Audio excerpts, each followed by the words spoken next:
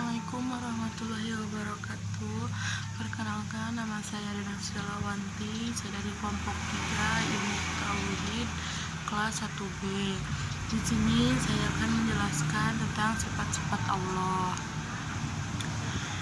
Yang pertama, yaitu sifat-sifat Allah itu dibagi menjadi 3 bagian. Yang pertama, sifat wajib bagi Allah, yang kedua sifat mustahil bagi Allah, yang ketiga sifat jaiz bagi Allah. Sifat yang wajib dari Allah itu ada banyak, dan ada pula beberapa ulama yang berpendapat bahwa sifat Allah yang wajib diketahui jumlahnya ada 12 sifat. Ada 12 sifat, terdiri dari 5 sifat salabiyah dan 7 sifat ma'ani. Yang pertama menurut Al-Asy'ari dan Muhaqqiqin. Yang kedua menurut Abi Bakrin Baqilani, Imam Haramain dan Ar-Razi berpendapat bahwa sifat Allah yang wajib diketahui ada 13 sifat, 12 sifat sebagaimana pendapat pertama, dan ditambah 1 sifat yaitu wujud atau nafsiyah. Yang ketiga menurut Al-Maturidi, Sanusi dan Ibrahim Al-Bazuri berpendapat bahwa di Allah itu ada 20 sifat sebagaimana pendapat yang pertama dan kedua, ditambah dengan 7 sifat maknawiyah. Sifat nafsiyah merupakan sifat yang pasti menetap pada suatu maujud selama zat itu ada tanpa penyebab.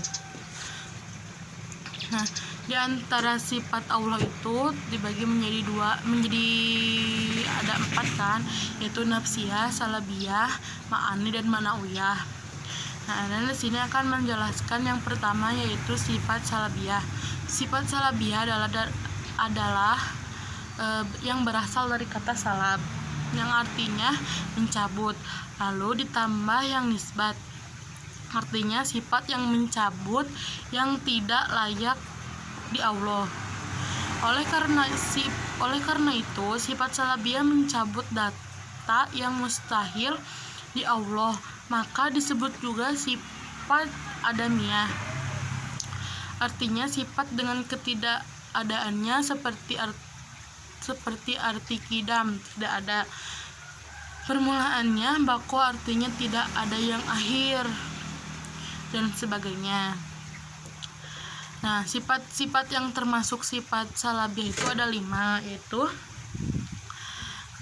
sifat kidam, bako, mukhalafatul hawadisi, qiyamhu binafsihi, dan wadaniyat. Nah, yang pertama yaitu kidam. Arti salabiyahnya kidam yaitu Allah tidak ada awalnya. Arti kidam secara harfiah adalah terdahulu, secara makna terbagi atas 3 pengertian. Yang satu kidam idhofi, yaitu lamanya sesuatu karena disandarkan kepada yang lain, seperti ayah lebih dahulu disandarkan dengan anak. Yang kedua kidam zamani. Lamanya sesuatu karena memang sudah lama zamannya tetapi didahului dengan tidak ada, seperti kidamnya alam semesta. Yang ketiga kidam zati. Lamanya sesuatu tidak diawali dengan tidak ada, tidak bersandar kepada adanya yang lain, dan tidak terikat zaman, yaitu kidamnya Allah Ta'ala. Yang kedua ada bako. Arti salabiyahnya bako yaitu Allah tidak ada akhirnya. Menurut ilmu tauhid ada 3 macam. Bako nisbi, kekal atau abadi karena disandarkan kepada yang lain, seperti besi lebih kekal disandarkan atau dibandingkan dengan kayu. Yang kedua bako zamani, abadi yang tidak ada akhirnya tapi ada permulaannya dan terikat zaman, seperti kekalnya kafirin di neraka dan kekalnya mukminin di surga.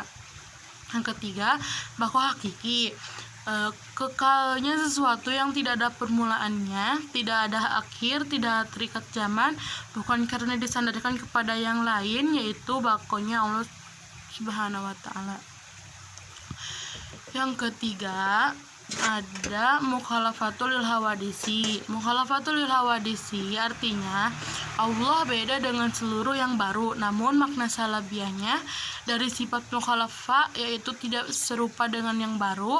Titik perbedaan antara Allah dengan makhluk tidak bisa ditafsir, tidak bisa diperinci, sebab Allah berbeda dengan makhluk yang diciptakan. Yang keempat ada qiyamuhu binafsihi. Qiyamuhu binafsihi artinya qiyam artinya berdiri, binafsihi artinya dengan sendirinya. Jadi qiyamuhu binafsihi bisa diartikan berdiri sendiri.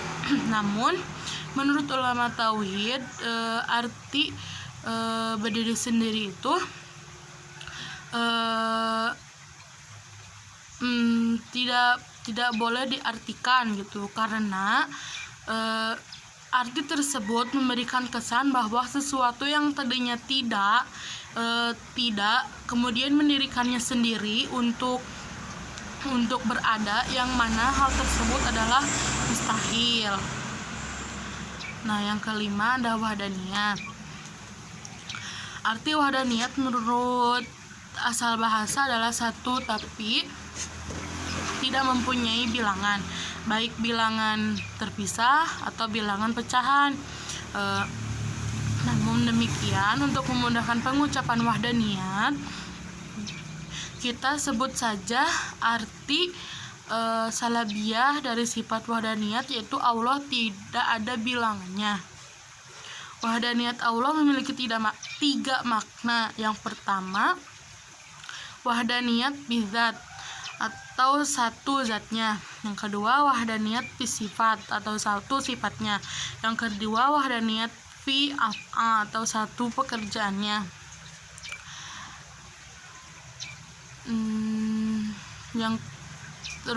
Sifat ma'ani. Sifat ma'ani adalah sifat yang ada pada zat Allah, tidak ada permulaan dan tidak ada akhir dengan kata ada, maka akan keluar sifat salabiyahnya. Sifat ma'nawiyahnya, sifat ma'nawiyah dan sifat nafsiyah yang termasuk sifat ma'ani yaitu kudrot, irodat, ilmu, hayat, sama basor, kalam. Yang pertama yaitu kudrot. Sifat kudrot adalah sifat yang wajib di Allah, adanya tidak ada permulaan dan tidak ada akhir. Makna dari kudrot adalah berkuasa. Dengan kudrot Allah menciptakan ke seluruh makhluk. Yang kedua, irodat. Irodat artinya berkehendak. Allah wajib memiliki sifat berkehendak dengan tidak ada permulaan dan tidak ada akhir. Sifat irodat merupakan sifat yang tetap dan kodim. Maka beda sekali dengan irodat atau kehendak makhluk yang ada permulaan dan akhir. Yang ketiga yaitu ada ilmu. Ilmu di Allah yaitu Allah mengetahui. Ilmu Allah bukan hasil dari belajar, bukan hasil dari qudratullah. Ilmu Allah bukan hasil dari pengalaman atau dari hasil berpikir. Sebab ilmu Allah tidak ada permulaannya dan tidak ada akhirnya. Beda dengan ilmunya makhluk yang ada diawali dengan kebodohan. Terus yang keempat ada hayat. Hayat artinya hidup. Sifat hayat adanya di Allah, berarti Allah itu hidup. Sifat hayat di Allah adalah adalah sesuatu sifat yang menetap, tidak ada permulaannya dan tidak ada akhirnya. Terus yang kelima ada sama. Sifat sama di Allah artinya Allah mendengar. Sifat sama merupakan sifat yang tetap di zat Allah, walaupun tidak ada seorang pun yang percaya dengan samanya Allah. Allah tetap mendengar dan mendengarnya Allah beda dengan makhluknya, karena samanya Allah tidak ada awalnya dan tidak ada akhirnya. Terus yang keenam, basor. Sifat basor di Allah berarti Allah melihat. Sifat basor merupakan sifat yang tetap dan kodim di zat Allah. Melihatnya Allah beda dengan melihatnya makhluk yang ada di awalnya sampai di akhirnya. Yang terakhir yaitu yang ketujuh, kalam. Sifat kalam di Allah berarti Allah berfirman. Allah terus berfirman, tidak ada hentinya dan tidak ada akhirnya. Kalam Allah beda dengan makhluknya. Kalam Allah tidak memiliki suara atau huruf. Cukup sekian dari Erina. Mohon maaf apabila ada kesalahan atau kekurangan atau ketidaksopanan Erina dalam berbicara. Materi selanjutnya ada sifat maknawiyah dan yang akan dijelaskan oleh teman Erina. Sekian dari Erina, mohon maaf apabila kesalahan. Wabillahi taufiq wal hidayah. Wassalamualaikum warahmatullahi wabarakatuh. Bismillahirrahmanirrahim. Lanjut ke pembahasan yang berikutnya, yaitu sifat maknawiyah. Nah, ini merupakan pembagian yang terakhir dari sifat-sifat yang wajib di Allah. Nah, apa sih sifat maknawiyah itu? Nah, di sini disebutkan bahwa sifat maknawiyah itu sifat yang timbul dari sifat ma'ani. Antara sifat ma'ani dan ma'nawiyah itu merupakan hal yang lazim. Jadi, apabila ada sifat ma'ani, pasti ada sifat ma'nawiyah. Begitupun sebaliknya, apabila ada sifat ma'nawiyah, pasti ada sifat ma'ani. Nah, atau sebagian juga menyebutkan bahwa sifat ma'nawiyah itu merupakan sifat yang menguatkan dari sifat ma'ani, atau penguat dari sifat ma'ani. Yang termasuk ke dalam sifat ma'nawiyah terdapat 7 sifat. Yang pertama yaitu kaunuhu qadiron, yang artinya terbukti Allah berkuasa, maha kuasa. Yang kedua kaunuhu muridan, yang artinya terbukti Allah berkehendak. Yang ketiga yaitu kaunuhu aliman, yang artinya terbukti Allah maha mengetahui. Yang keempat yaitu kaunuhu hayyan, yang artinya terbukti Allah hidup. Yang kelima yaitu kaunuhu sami'an, yang artinya terbukti Allah maha mendengar. Yang keenam yaitu kaunuhu basiron, yang artinya terbukti Allah maha melihat. Yang terakhir yang ketujuh yaitu sifat kaunuhu mutakaliman, yang berarti terbukti Allah berfirman. Jadi semua sifat yang tergolong ke sifat manawiyah yaitu ada 7 sifat. Nah, terus timbul pertanyaan, kenapa di sifat manawiyah tidak disertakan dalil, tidak seperti yang sifat-sifat yang lainnya? Oke, karena di sifat manawiyah tidak disertakan dalil, jadi ulama telah mencukupi dengan dalil-dalil yang ada di sifat ma'ani. Jadi dalil sifat kaunuh qadiron itu udah di dalilnya sama sifat kudrot. Kaunuh muridan begitu juga sama dalilnya, cukup sama sifat irodat, begitupun seterusnya. Jadi dalil sifat ma'ani cukup untuk mendalili sifat manawiyah. Sifat manawiyah ini merupakan sifat penguat dari sifat ma'ani. Nah, gitu kawan. Mungkin udah ada 20 sifat yang wajib di Allah. Seterusnya bakalan ada sifat yang mustahil dan yang jaiz di Allah Subhanahu wa taala. Sekian. Sifat mustahil bagi Allah. Sifat mustahil bagi Allah merupakan kebalikan dari sifat wajib bagi Allah, dan jumlahnya pun sama, ada 20 seperti sifat wajib bagi Allah. Yang pertama, ada sifat mustahil bagi Allah nafsiyah. Yang merupakan sifat mustahil bagi Allah nafsiyah adalah Adam. Adam artinya tidak ada, merupakan kebalikan dari sifat wujud. Dan yang kedua, ada sifat mustahil bagi Allah salbiyah. Yang termasuk kepada sifat mustahil Allah salbiyah yaitu hudus. Hudus artinya baru atau permulaan. Hudus merupakan lawan dari sifat idam. Dan yang kedua ada fana. Fana artinya rusak, merupakan lawan dari sifat bako. Mustahil jika Allah menciptakan seluruh alam semesta ini dengan kerusakannya. Dan yang ketiga ada mumasalatukulil hawadisi. Mumasalatukulil hawadisi artinya menyerupai yang baru, merupakan lawan dari sifat mukhalafatulil hawadisi. Mustahil jika Allah menyerupai makhluknya. Dan yang keempat ada ihtiyajuhu li ghairihi. Ihtiyajuhu li ghairihi artinya membutuhkan sesuatu kepada selain dirinya, merupakan lawan dari sifat qiyamuhu binafsihi. Dan yang kelima ada ta'adud. Ta'adud artinya terbilang atau lebih dari satu, merupakan lawan dari sifat wahdaniyah. Dan yang ketiga ada sifat mustahil bagi Allah ma'ani. Yang termasuk kepada sifat mustahil bagi Allah ma'ani, yang pertama ada azun. Ajzun artinya lemah, merupakan lawan dari sifat kudrat.